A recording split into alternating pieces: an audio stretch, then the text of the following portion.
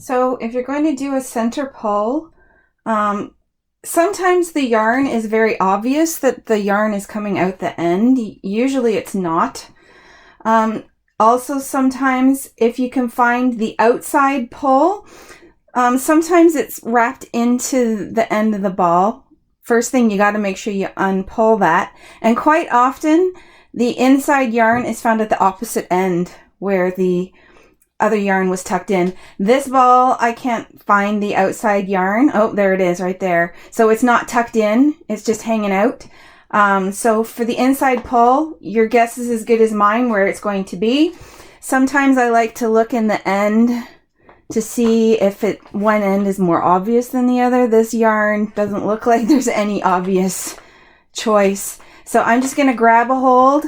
I try and get as close to the middle as I can and grab a hold of a bunch of yarn. Sometimes you have to play with it because once you have grabbed it, you realize you're not in the middle. You kind of have somewhere halfway between. So I just grab a bunch and I pull. And you see you got this big chunk of yarn called a yarn barf. See the string that's coming out of it? If you pull on that, you will make a big pile, but it will come unraveled quite simply from the barf. So all you do is just keep pulling that. You'll end up with a pile of yarn like this, but once you reach the end, leave the pile where it is. So make sure you're in a place where you can leave the pile in the correct position. So if you're in a chair, you put it beside you, wherever you like. So once you're done and you find the end of the yarn, which is quite a ways in on this ball, but you will see that right now we could probably find the center of the yarn very easily because you've got this nice circle here. But once you've reached the end, then you just start knitting. You'll get through this pile very quickly.